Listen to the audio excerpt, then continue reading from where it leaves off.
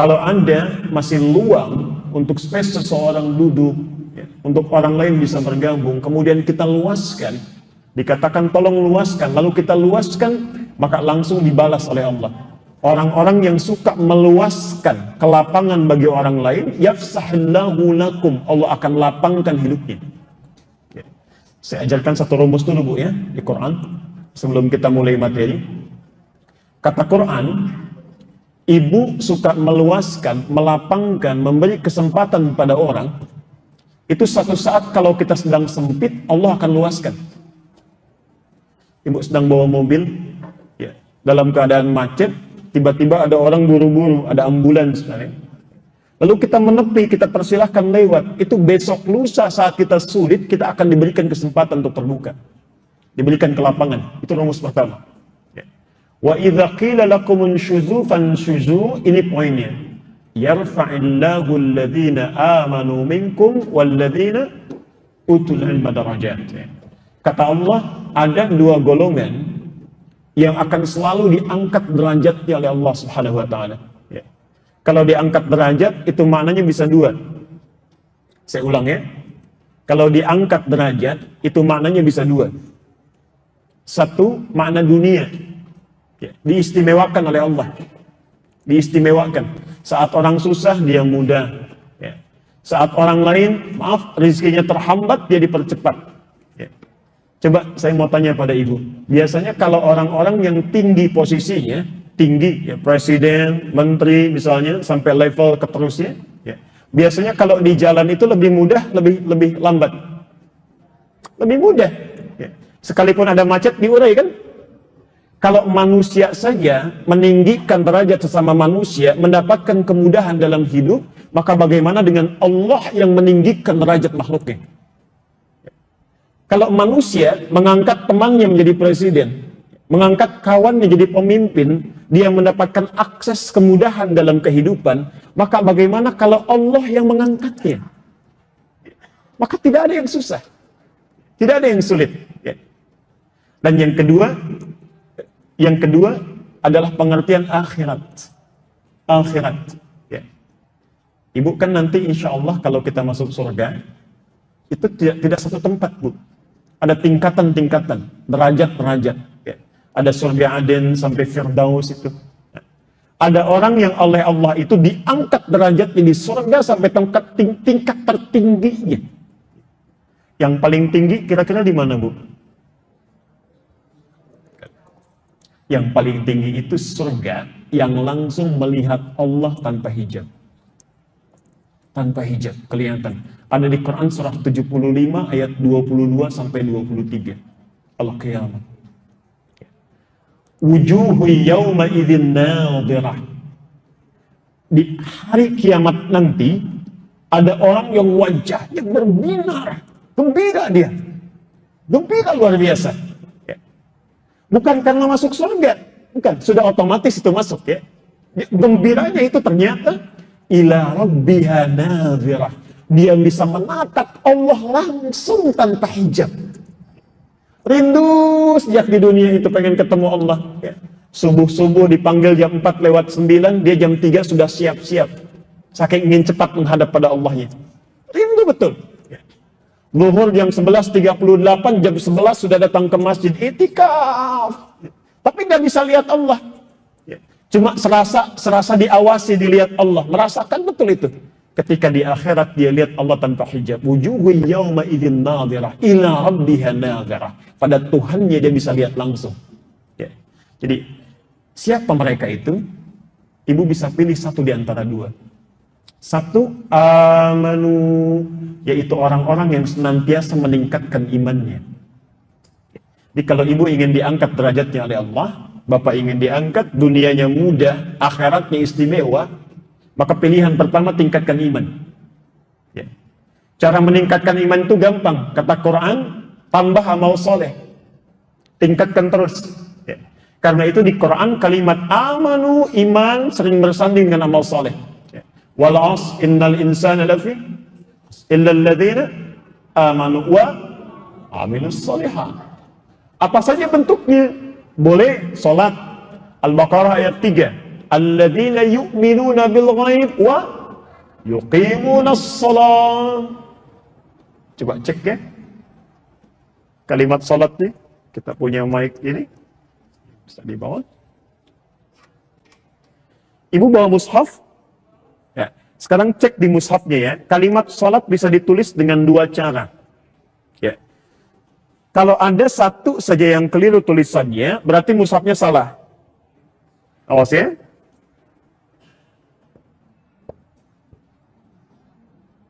Sekarang.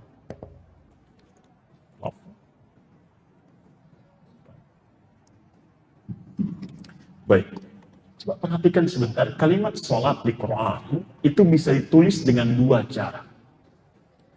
Satu seperti ini, saya tuliskan sholat. Ya.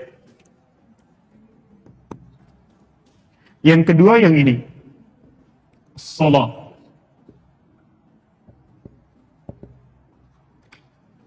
Pelan-pelan. Ini kalimat pertama. Ini kalimat yang kedua. Yang tertulis di mushaf yang ibu pegang sekarang ya, atau bapak pegang itu mesti yang kedua yang ini. Kalau tulisan di mushaf ibu yang pertama yang ini itu berarti keliru mushafnya. Apa bedanya?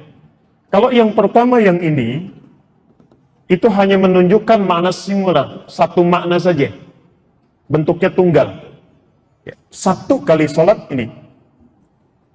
Tapi kalau yang ini, itu bisa menunjuk dua makna. Bisa menunjuk dua makna. Ya. Satu bisa dalam bentuk tunggal, mufrad, singular, mufrad.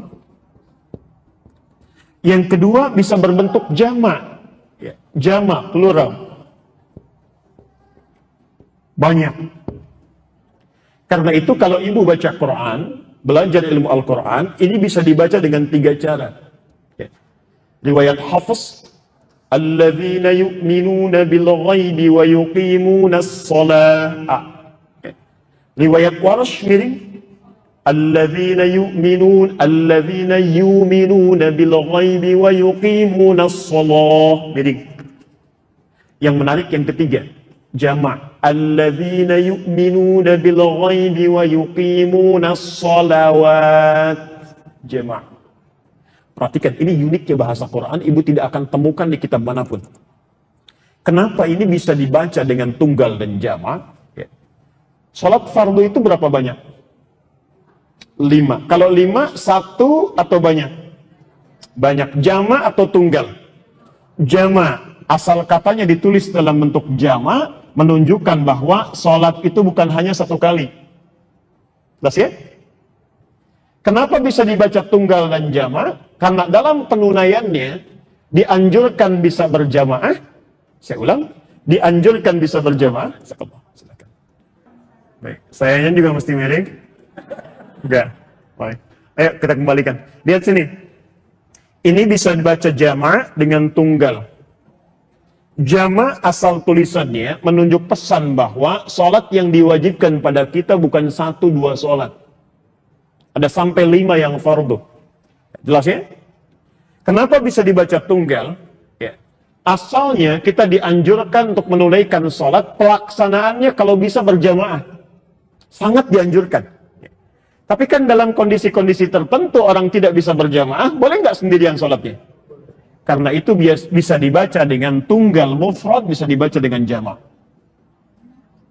Tapi yang paling menarik, saya ulang, yang paling menarik, ketika Allah meminta kita meningkatkan iman, itu baik yang sholatnya mufrad, tunggal, munfarid, ataupun jama', ya. Tapi kalimat penunaiannya ditunjukkan pada kuantitas yang banyak. Baik sholatnya sendirian, ataupun berjamaah.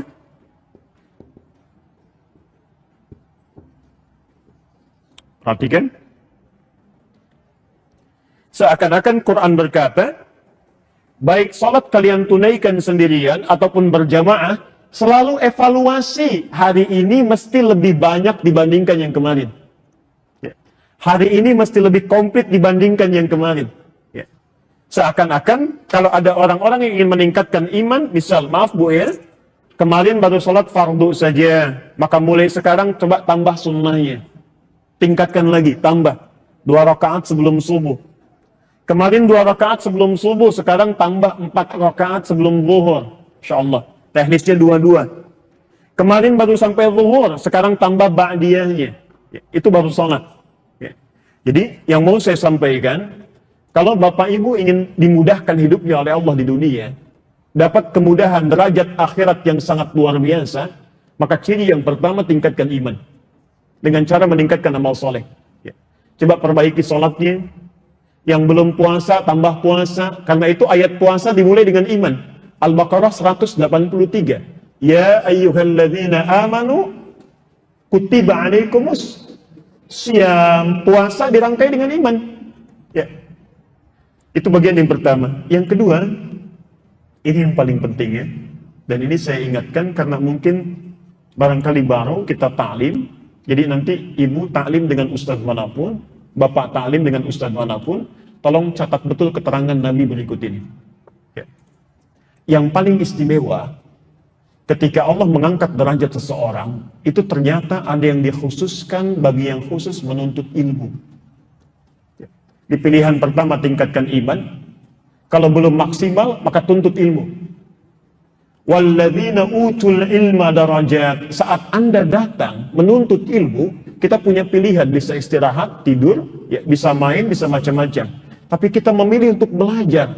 Apa yang disediakan? Perhatikan, itu langsung diperinci oleh Nabi. Dalilnya hadis riwayat Muslim, nomor hadis 1389, 1389. At-Tirmidzi nomor hadis 2862. Kemudian Ibnu Majah nomor hadis 219, 219. Ya. Saya bacakan hadisnya ya. Setelah ini kita tutup mukaddimahnya, kita kembalikan pada bahasan kita. Perhatikan kalimat Nabi. Man salaka tariqan yaltamisu fihi ilman. Siapapun yang menyiapkan dirinya dari tempat dia tinggal, menempuh jalan untuk belajar ilman itu walaupun sedikit Bu, kita belajar satu hadis saja atau satu ayat saja, maka perhatikan kata Rasulullah, sahhalallahu lahu tariqan ilal jannah. Yang pertama, Allah akan berikan kemudahan pada setiap langkahnya untuk meniti surga. Satu. Di orang yang menuntut ilmu nanti, dengan ilmunya akan lebih mudah dia masuk ke dalam surga. Nanti kita terangkan ya, beda pahalanya orang yang beribadah dengan ilmu dengan orang yang ibadah tanpa ilmu di ujung hadisnya nanti ya. 2, wa innal malaikata, dan sungguh para malaikat itu, la tad'u ajnihataha, saat penuntut ilmu mulai berangkat dari rumahnya, itu sudah membentangkan sayapnya, ridwan li talibil ilmi, memberikan ridha bagi para penuntut ilmu. Saya informasikan yang penting Bu ya, Pak, mohon maaf. Kalau kita sudah mau belajar dengan ustadz manapun, dimanapun, itu yakinkan pada diri kita. Kata Nabi, kalau saya yang sampaikan, Anda boleh ragu. Tapi kalau Nabi yang sampaikan, jangan ada celah untuk ragu. Kata Nabi, malaikat sedang memberikan ridhonya, membentangkan sayapnya. Ridha malaikat itu 2 artinya. 2. 1, mengaminkan doa yang dimohonkan. Mengaminkan setiap doa yang dimohonkan. Di adabnya kalau kita sedang belajar, ikut pengajian, ikut ta'lim, gak usah orang tahu, isi dengan doa, perbanyak. Barangkali ini caranya Allah memanggil bapak dan ibu, ada doa yang belum terkabulkan. Setiap malam disampaikan, belum terkabul, sekarang Allah panggil. Saking sayangnya orang belum dapat kesempatannya, kita dipanggil. Ya. Kalau Anda sudah didudukan, sudah mendengar, ada kesempatan, belum melakukan juga, itu sayang. Sayang. Ya. Yang kedua, al-istighfaru lahu. Memohonkan ampunan bagi para penuntut ilmu. Ya. Memohonkan ampunan. Ditolong isi, belajar dengan siapapun, boleh berangkat sampai pulang, ustadznya belum datang, bisa isi dengan doa. Banyak istighfar. Ya. Barangkali cara itu yang terbaik untuk menggugurkan dosa kita, menambah amalan kita. Ya. Yang terakhir, perhatikan bahasa Nabi. wa fadlul alim, dan keutamaan seorang penuntut ilmu bila mengamalkan ilmunya, alal abid, dibandingkan orang ibadah tanpa ilmu. Bisa ada orang sholat takbir, dia nggak tahu ilmunya, cuma ikut-ikutan saja. Dengan yang sholat tahu ilmunya, takbirnya sejajar dengan bahu, misal jemarinya tidak terlampau lebar, tidak terlalu rapat, angkat, rasakan, buang semua urusan dunia ke belakang. Bisa. Begitu dia takbir, itu pahalanya bedanya dengan yang cuma sholat saja. Kafadil qamari ala sa'ilil kawakib, seperti keutamaan rembulan dibanding seluruh benda yang ada di langit. Kata para ulama, minimal 1000 bulan pahalanya. 1000 bulan. Ibu sholat tanpa ilmu cuma dapat pahala 10. Al-An'am 165. Tapi kalau sholat dengan ilmu, setiap takbirnya sama dengan 1000 bulan takbir. 83 tahun takbir tanpa henti. Ada yang sanggup 1 menit saja takbir begini terus? Tidak ada. Ya. Maka izinkan saya bermohon kepada Allah Subhanahu wa Ta'ala, semoga siapapun yang hadir di siang ini yang ditolong oleh Allah Subhanahu wa Ta'ala. Kalau bukan pertolongan Allah, tidak mungkin kita datang saat ini, ya.